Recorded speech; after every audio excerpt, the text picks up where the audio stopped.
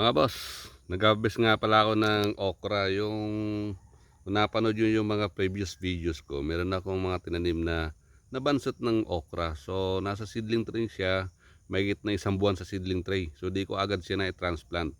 So, ngayon, pakita ko sa inyo, gawa ng Buster 76 mga bossing. Ito ang resulta. So, ayan, nakapag-harvest ako. Ilang puno lang yun mga bossing ko.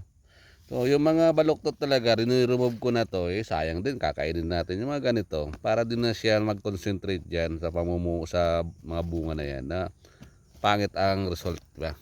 Mga ganyan, tinatanggal na natin yan mga boss. Pangulam pa rin yan. Tayo naman, oh, green na green. Mga sasama pa ang dahon, no? Actually, hindi ako nakapag, ng ating, nito, 2 weeks. Kasi umalis ako. So matibay talaga ang okra at sitaw, matibay talaga sa init. So isang linggo ako din nagdilig. Pero ninyo 'yan, 'di ba? Yung sitaw na lang ang hindi pa namumunga sa ngayon. Kasi tinigil ko muna yung pag-spray ko ng Buster 76 kasi ang lalapad ng dahon.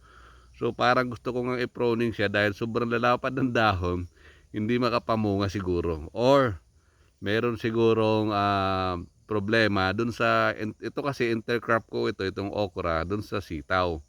So nasa middle of ko experiment ng ating pagtatanim kung pwede siyang intercrop yung okra, para isip ko, para habang naghihintay ako ng isang crop na mamunga, meron akong lumalaking kasunod. So ito ang resulta, may inaani na nga ako okra, pero yung sitaw hindi pa namumunga. So hinintayin ko pa resulta. Mag-spray ako mamaya nung Buster 76 natin mga bossing. So yan, kita nyo naman ang resulta, di ba? Oh, yan, Buster 76 lang ang ginamit ko dyan mga bossing na pang spray. Actually marami na ako napansin na, kasi 2 weeks talaga ako din nakapag-bossing. 2 weeks di ako nakapag-spray. So marami na siyang kinagatan ng ng uod yung ating mga dahon ng sitaw. And then yung talbusan niya, yung dulo niya, nagkaroon ng, di ko alam kung aphids yun or parang namatay siya. So pero yung maraming sanga, napakaraming sanga.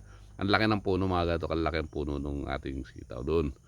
So papakita ko sa inyo later on kapag yan, mag-spray ulit ako, tapos papasilip ko sa inyo. Kasi naayos ko, biglang lumago siya, maraming sanga, nasa baba yung gumagapang, ayaw nila sa ibabaw, di ko alam kung nangyari.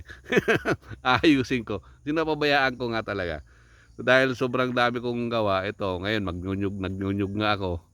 Tapos 2 weeks talaga, 2 weeks ko talaga di ko na-sprayan yung sitaw na yan. So yun lang mga boss. Kung kailangan nyo ng Buster 76, isang patunay, yan, isa na naman patunay mga bossing, na nakakaano tayo na maganda. So safe po itong gamitin mga bossing. Hindi po ito harmful sa ating health kasi organic fertilizer po siya. Okay?